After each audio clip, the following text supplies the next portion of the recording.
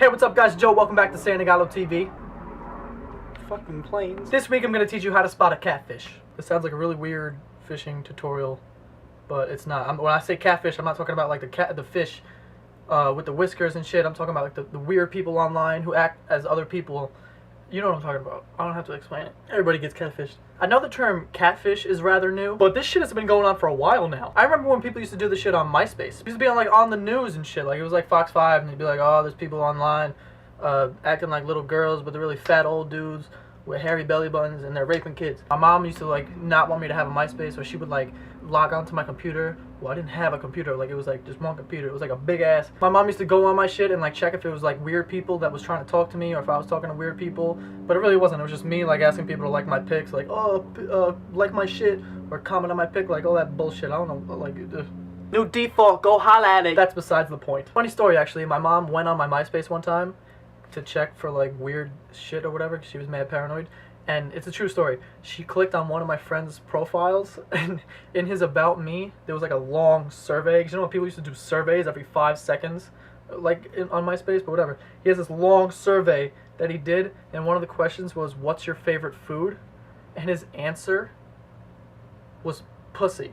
My mom was so fucking mad about that. Not to mention we were like 11. His favorite food was probably fucking Lunchables or something. Anyway, the reason why I'm bringing up MySpace is because the first step to catching a catfish is you gotta think realistically. I can give you a personal example. When I was like 11, I was on MySpace and there was this really hot girl who was like 20 something that was trying to talk to me. And like an asshole, I thought she was real. Like I was like, yeah, yo, I wear fucking Mark Echo, so shit. Why wouldn't she like me? Looking back on it, it's obvious she was fake because, like, I'm 11 years old. My dick was like a lima bean back then. Like a little fucking Tic Tac, or half a Tic Tac. If you cut a Tic Tac in half, that's my shit. This girl had no business hitting me up. But I was 11 years old, and the TV show didn't come out yet, so I had no choice but to believe and fantasize. I used to message her in between homework problems. Fucking times tables and shit. So step one, think realistically. If you're like a 11-year-old and this really hot 20-year-old is hitting you up, it's fake. Or even if you're, you know, if someone's just way out of your league and they're just hitting you up with like kind of acting desperate, it's fake. Think realistically. Step two, you gotta look at tagged pictures on Facebook, Twitter, and fucking everything. You can't just look at the profile pictures. You gotta look at the tagged ones. See if they're out hanging out with people that you know. If you see someone, like if they just gotta be in an environment where there's other people around. If they don't have pictures with other people, that's kind of sketchy, don't you think? If she's only by herself, then she's fake. Not to mention, hot girls don't hang out by themselves. They hang out with other hot girls and then they kiss on the lips on Instagram so they get everyone jealous, like hashtag best friends for life and all this shit. And it's like, you know what I mean? And on top of that, if she's really hot and she only has like 13 likes on all her pictures, I don't know about that. Come on, the cleavage factor is at least 25 likes, like right there, boom, off the top, 25. Also, you gotta look at the comments on her Facebook wall and on her pictures. Like if it's only dudes, like, gosh, so hot. You're super hot. Where are you from? Do you have a kick? What's your kick? That's another thing. That app, Kick, the weirdest shit ever. It's like the epicenter of catfishing. Kick was cool for like 8 minutes back in the day when like BBM crashed for some reason, so everyone needed to find like a new app to talk to people on it because text messaging was fucking, it was whack back then or something. Another thing, if you're suspicious about someone, like if they're real or not, and you ask for their Twitter and they're like, yeah, I don't have Twitter, then they're fake. Everyone has a Twitter. I think there's a Twitter for Selena Gomez's leg. Even the Pope has Twitter.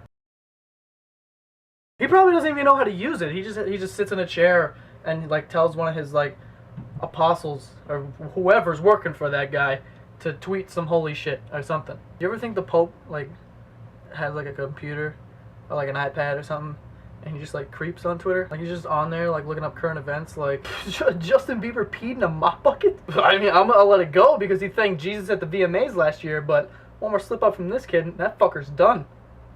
It's cool, I can curse, I'm the Pope. We're boys. Zimmerman's not guilty? I don't know about that one. By the way, this is my Pope outfit. I just have a cross.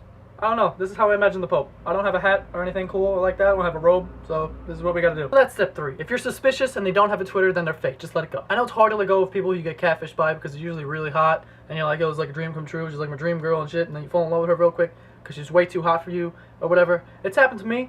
It's hard to let go. You gotta let them go. Let them go. Step 4. If you ever ask someone to Skype, video chat, iChat, any type of chat, and they just have an excuse every single time, and they're probably fake. Nah, my cam don't work. I don't got no Wi-Fi. My Wi-Fi broke. My phone's dead. My computer dead. My mom just died. I'm dead. It's broken. I'm not home. I'm out right now. I'm sleeping. I would, but it's dark in here. You're not gonna be able to see me. They're fake. Step 5, make sure you got like all of their social networks so you know that they're real. You want to piece all the information together so that you could be like, all right, this is for real, and then you don't have to get like you don't have to be on the news. Get their Twitter, their Facebook, Instagram, all that. Piece it all together. If they got different names for everything and they're like different accounts or linked to different, then they're fake. Just let it go. Don't get caught like the dude from the Catfish movie with the hairy chest. He drove across the country to find out that his girlfriend was some like old ass woman. Hell no, not me. Don't get caught like him. If you're driving across the country, you better have that sweet cleavage I've been seeing in all these pictures.